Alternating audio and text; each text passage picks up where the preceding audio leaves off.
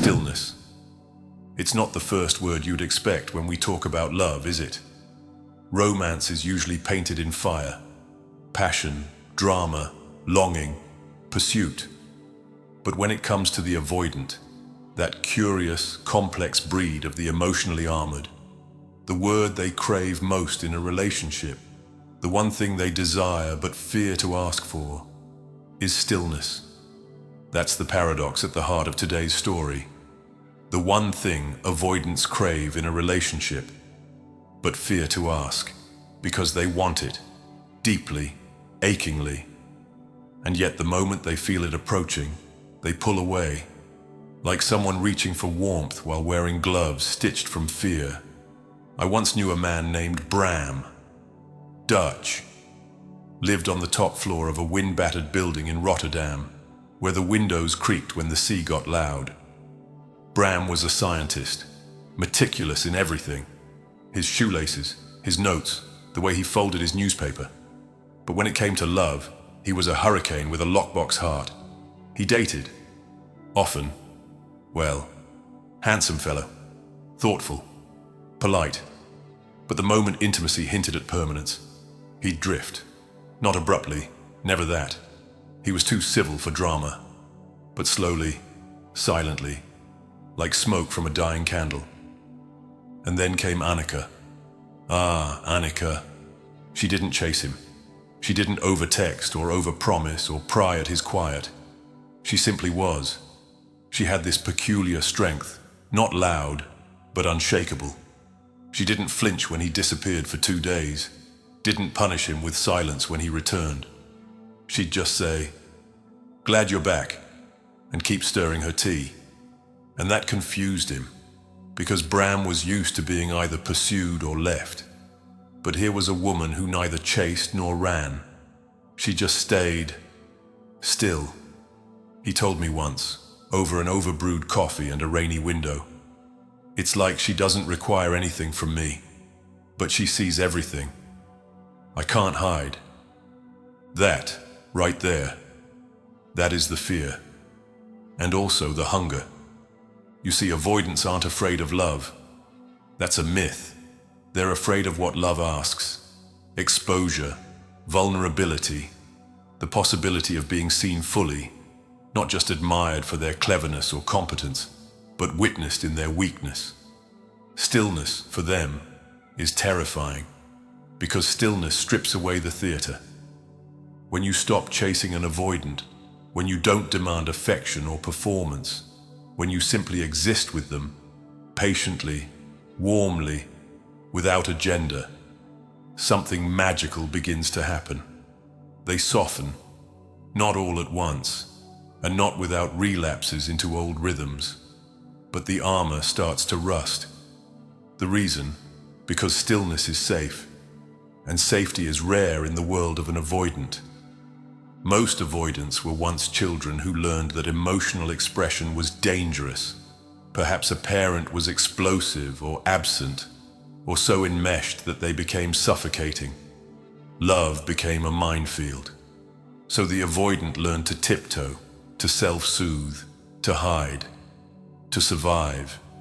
And when they grow up, they carry those survival skills like medals. They become fiercely independent, controlled, often successful.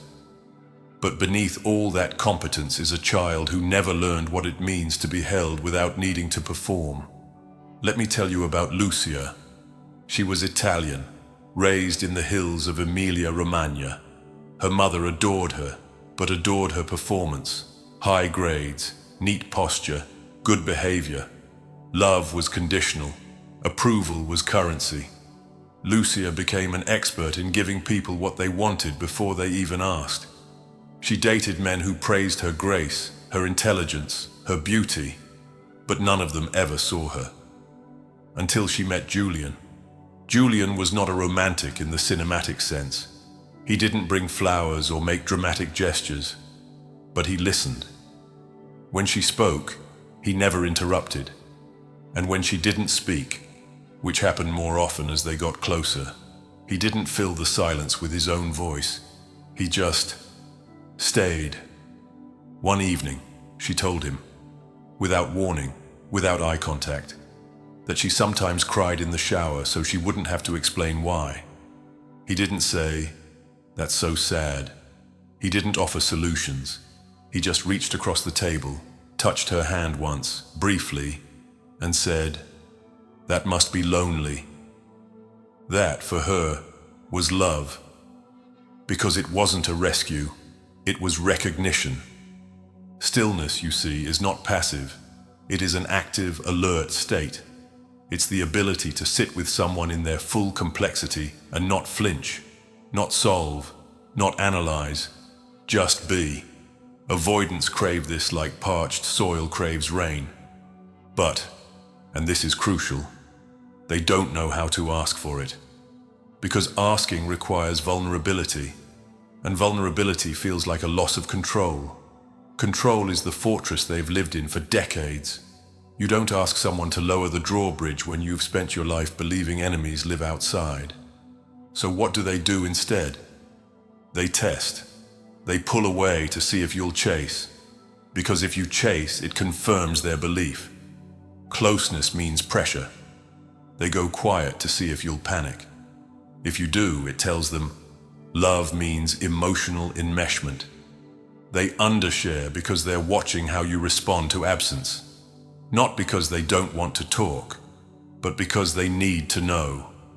Will you fill the silence with demands or patience? The avoidant tests you, not out of cruelty, but out of conditioning. They're not trying to manipulate, they're trying to protect. And if you pass the test, not by being perfect, but by being present, then you give them something they've never had. A nervous system that doesn't go into alarm at the first sign of intimacy. They begin to recalibrate. And that, my friend, is where the real story begins. Because once an avoidant begins to trust the stillness, to sit in it, to stop performing, to stop pulling back, they start to reveal themselves. And what you find is not coldness, it's intensity. Avoidance, when they love deeply, but they do it like deep-sea creatures, in silence, in darkness, far below the surface.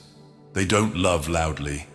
They love with consistency, with attentiveness, with quiet loyalty. But you only get to that part if you earn their trust. And trust for them looks like peace. There was a couple I once met in Vienna, older. He was once a writer. She, a sculptor. They'd been married 40 years. I asked them, over warm wine and late laughter, "What's the secret?" He looked at her. She didn't look back, just kept carving her bread. And he said, "She never asked me to be anyone else. And eventually, I stopped pretending to be." That's it. That's the thing avoidants crave in a relationship but fear to ask for. The freedom to be fully themselves without losing your affection. Not the idealized version, not the curated one, but the real one. With silences, with quirks, with days when they need space and don't know why. With histories they haven't told you yet because they're not sure you'll stay after hearing them. And you, if you're brave enough, become the still point in their spinning world. Now, I must tell you this. Patience is not passivity. If you are with someone avoidant, you must know your limits. You must have your own sense of worth. Because sometimes the avoidant doesn't open. Sometimes the fear wins. And that isn't your failure. That's their journey. Stillness must not become martyrdom. You don't wait indefinitely for someone to choose you. You invite them. And if they come, if they step forward, even in small, halting ways, you meet them. But if they don't, you bless them and you walk on. Because stillness is not just for them, it's for you too. Stillness means you don't have to earn love through emotional labor. Stillness means you get to be witnessed too. Stillness is mutual sanctuary. It is what the avoidant craves. And if you're lucky, if you're patient, compassionate, honest, You may be the first person to show them that love doesn't have to be a performance. It can be peace. It can be quiet. It can be home. So remember, the one thing avoidants crave in a relationship isn't distance. It's the safety to not perform. And when you offer that, steadily, generously, without forcing them to declare their love on your timeline, you give them the chance to become something they never believed they could be. Connected, free, loved, and still.